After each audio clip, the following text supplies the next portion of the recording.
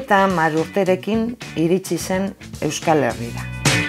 3 urtetan igaro da miamol esatetik Euskaldun enbasadore izatera. Eta 4. urtean AEK-ko irakasle bilakatu da. Eredu bihurtu da eskualde osoan, eta ez bakarrik hizkuntza hain azkar ikasteagatik. Euskara eta euskal kultura nola bizi duen zaigu liluragarri. Bejon deizula, Leo.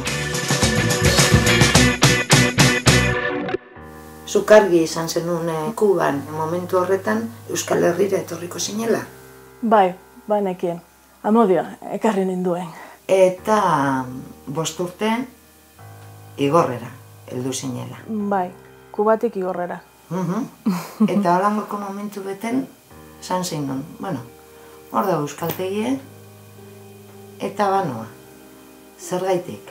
Bai, banekielako euskara oso garrantzitsua zela niretzat, nire hemengo bizitzarako. Kubatik hasi nintzen, gramatika ikasten, eta gustatu zitzaidan. Beraz, esan nuen, hau da nire helburua. Nik euskaraz ekin nahi dut, eta horretarako lekurika proposena AEK zen. Eta han bertan, igorren hasi nintzen, euskaltegian, eta oso gustura egon nintzen. Bai. 3 urte? 3 urtetan, bai. 3 urtetan egin duzu prozesu osoa. Bai. Nik uste dut kultura batean murgiltzeko oso importante dela hango hizkuntza jakitea. Nabaritzen da jendeak eskertzen duela. Herrian bertan, ez da? Herrian bertan, bai. Eta etxean banuen lekurika proposena egiteko. Beraz, laguntza horrekin oso gustura sentitu nintzen. Badakizu euskaltegian eredu bat zarela, bai? Momentu baten pasau zinen ikasle izatetik irakaslea izatera.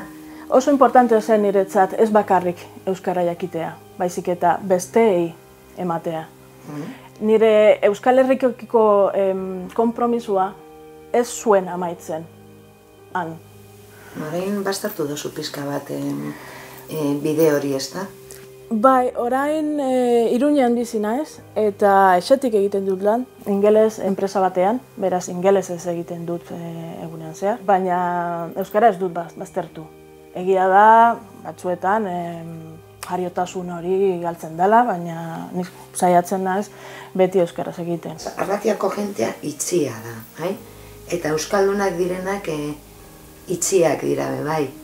Gehien bat edade batetik gorakoak. Horrek zelan hartu zaitu, Hasieran lotza ematen zidan. Claro, haien hizkuntza jator horretan ikustean, nik esaten nuen, nik horrela egin nahi dut. Baina jakina ezin nuen. Beraz, telebista ikusten hasi nintzen, bereziki hango telebista, hango euskalkiarekin kontaktuan edo harremanetan hartzeko, eta etxean banuen arratiko euskaldun bat. Beraz, handik hartu nuen eredua, eta poliki hasi nintzen haiek ulertzen. Eta haiek zu? Bai, batzuetan nik euskaraz egiten nuen, eta haiek niri erderaz, baina nik jarraitu nuen euskaraz hitz egiten, eta bai, poliki lortu nuen. Beraz ez da ezinezkoa, ez da? Ez da ezinezkoa, ez. Gogoa behar da? Gogoa behar da, errespetua behar da, eta ilusioa. Ez dugu ilusioa galdu behar, inoiz.